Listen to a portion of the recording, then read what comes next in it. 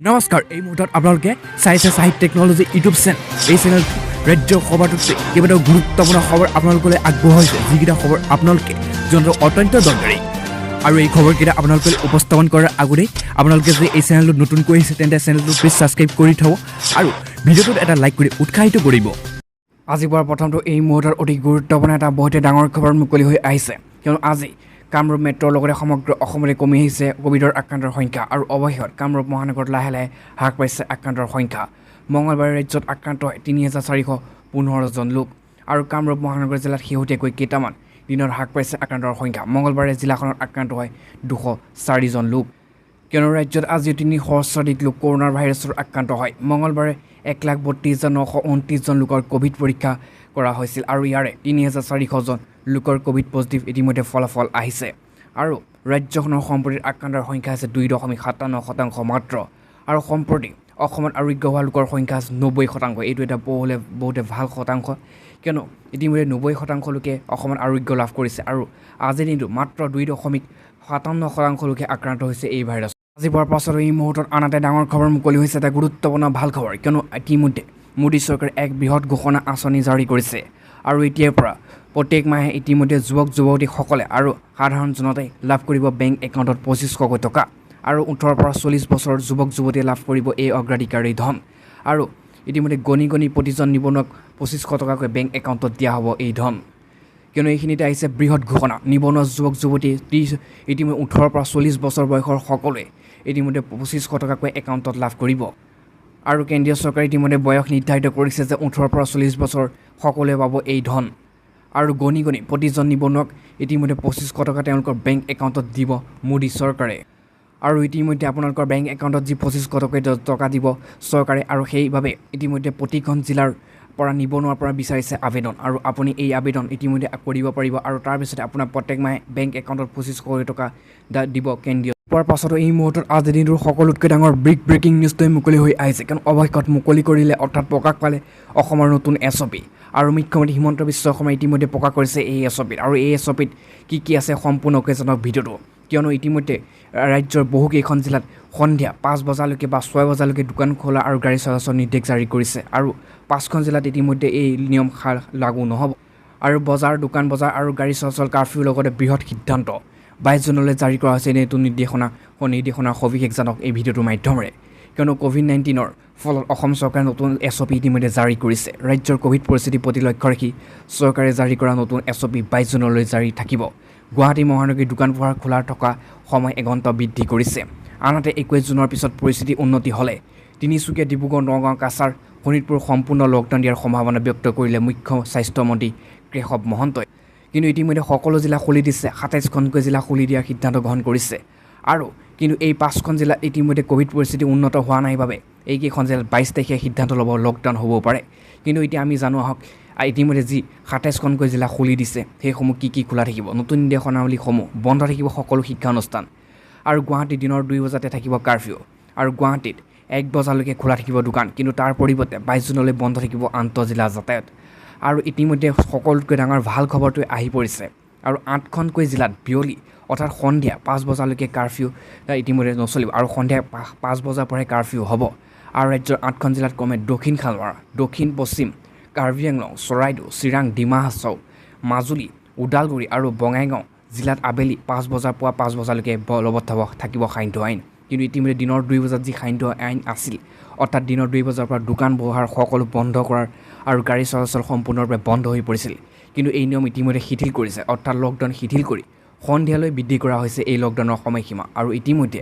আপুনি সন্ধিয়ালৈকে গাড়ী চলাচল আৰু দোকান পোহাৰ খুলিব পাৰিব আৰু সন্ধিয়া ৫ বজাৰ পাছতহে আপুনি দোকান বন্ধ কৰিব লাগিব আৰু এই নিৰ্দেশনা ইতিমধ্যে জাৰি কৰিছে এই SOPত আৰু লগতে তিনিচুকীয়া ডিব্ৰুগড় নগাঁও শোণিতপুৰ কঠোৰ দৃষ্টি কাছাৰ জিলাতো কঠোৰ হ'ব প্ৰশাসন আৰু ২১ জুনলৈ কোভিড সংক্ৰমণ পৰ্যালোচনা কৰা হ'ব ভেকচিনৰ ২টা ড'জ লোৱা কৰ্মচাৰী আহিব লাগিব কাৰ্যালয়লৈ অৱশ্যে গৰ্ভৱতী মহিলাৰ ক্ষেত্ৰত ৰেহাই আছে দক্ষিণ খালমাৰা মাজুলী বঙাইগাঁও চিৰাং ওদালগুৰি পশ্চিমবংগ কাৰ্বি আংলং ডিমা হাছাও চৰাইদেউ বিয়লি ৫ বজাৰ পৰা পুৱা ৫ বজালৈকে হ'ব কাৰফিউ আৰু ৫ বজাৰ কাৰফিউ দিয়া জিলাকেইখনত বিয়লি ৪ বজালৈকে খোলা থাকিব দোকান আৰু এইটো হৈছে বহুতে ভাল খবৰ কিয়নো বাকী জিলাসমূহত ১ বজাৰ পৰা বাহাল থাকিব কাৰফিউ ধৰ্মীয় অনুষ্ঠান বিবাহ সৎকাৰ 10জনে অংশ ল'ব পাৰিব ৰাজ্যত বন্ধ থাকিব সকলো ধৰ্মীয় অনুষ্ঠান আৰু বন্ধ থাকিব সাপ্তাহিক হাট বজাৰ। গ্ৰামাঞ্চলত 10% আৰু চহৰাঞ্চলত 10% ক'ভিড হোৱা এলেকাত জিলা উপায়ুক্তই আৰু কণ্টেইনমেণ্ট জোন হিচাপে ঘোষণা কৰিব। 5খন জিলা ক্ৰমে কাছাৰ, তিনিচুকীয়া, ডিব্ৰুগড়, শোণিতপুৰ আৰু নগাঁৱত অপৰিৱৰ্তিত থাকিব। তাত প্ৰশাসনৰ কঠোৰ নজৰ থাকিব আৰু 21 জুনলৈকে পৰিস্থিতি অপৰিৱৰ্তিত থাকিলে তাত লকডাউন দিয়াৰ সম্ভাৱনা আছে। এইটো এটা ভয়ংকৰ খবৰ, কিয়নো যদি এই 5খন জিলাত ইতিমধ্যে বাকী সকলো জিলা ইতিমধ্যে শিথিল কৰিছে, অৰ্থাৎ খুলি দিছে সন্ধিয়ালৈকে, কিন্তু এই 5খন জিলাত যদি ক'ভিড পৰিস্থিতি উন্নত নহয়, অহা 21 জুনে অৰ্থাৎ নতুন SOP যি জাৰি হ'ব, তাত এই 5খন জিলাত সম্পূৰ্ণ লকডাউন হোৱাৰ সিদ্ধান্ত গ্ৰহণ কৰিব পাৰে ৰাজ্য চৰকাৰে। এই কথা আজি স্পষ্ট কৰি দিলে ৰাজ্য চৰকাৰে। আজিৰ পাছত এই মুহূৰ্তত আন এটাই বহুতেই ডাঙৰ এটা ব্ৰেকিং নিউজ মুকলি হৈ আহিছে, কিয়নো মুখ্যমন্ত্ৰী হিমন্ত বিশ্ব শৰ্মাৰ বিধায়ক অখিল গগৈ সংযোগ। কি লিখিলে ইতিমধ্যে অখিল গগৈ, কিয়নো হিমন্ত বিশ্ব শিৱসাগৰ দিখৌনৈৰ ওপৰত থকা ঐতিহাসিক লোহাৰ দলঙৰ মেৰামতি, সংৰক্ষণ আৰু সৌন্দৰ্য বৰ্ধনৰ জনাই বিধায়ক অখিল গগৈ। 1935 চনৰে পৰা ব্ৰিটিছ ৰাইন এণ্ড কোম্পানীয়ে নিৰ্মিত আৰু নিৰ্মাণ কৰা হৈছিল আৰু কৰিছিল শিৱসাগৰ নগৰ দিখৌ নদীৰ ওপৰত থকা ঐতিহাসিক লোহাৰ দলং। ইতিমধ্যে সেই দলংখন জহি খহি যোৱা দেখা গৈছে, কিন্তু ইতিমধ্যে জহি খহি যোৱা দলংখনৰ মেৰামতি, সংৰক্ষণ আৰু সৌন্দৰ্য বৰ্ধন কৰাক লৈ মুখ্যমন্ত্ৰী হিমন্ত বিশ্ব শৰ্মাক ইতিমধ্যে আহ্বান জনাই সংযোগ কৰিছে বিধায়ক অখিল গগৈ। আৰু মুখ্যমন্ত্ৰী হিমন্ত বিশ্ব শৰ্মালৈ ইতিমধ্যে তেওঁ সংযোগ কৰি তেওঁ কয় যে ব্ৰিটিছৰ যুগৰ এই লোহাৰ দলংখনৰ জহি খহি গৈছে আৰু যিকোনো পাছত এই মুহূৰ্তৰ আজিৰ দিনটো আন এটাই বহুতেই ডাঙৰ এটা ব্ৰেকিং নিউজ মুকলি হৈ আহিছে, কিয়নো সমগ্ৰ অসম এইকেইদিন এটাই কথাই হাহাকাৰ পৰিস্থিতিৰ সৃষ্টি হৈছে সকলো 25 লাখ মহিলাৰ বাবে। কিয়নো এই মুহূৰ্তত আহিছে এটা 25 লাখ অসমৰ মহিলাৰ বাবে এটা ডাঙৰ খবৰ, কিয়নো RBI গাইডলাইন মতে মাফ কৰা হ'ব লোন। এই কথা আজি অৱশেষত স্পষ্ট কৰি দিলে, কিয়নো আন্দোলনৰ মাজতে এই কথা আজি ৰাজ্য চৰকাৰে স্পষ্ট কৰি দিলে। কিয়নো এটা কথা স্পষ্ট যে ৰিজাৰ্ভ বেংকৰ গাইডলাইন মতে মাফ হ'ব মাইক্ৰ' ফাইনেন্সৰ সকলো ঋণ।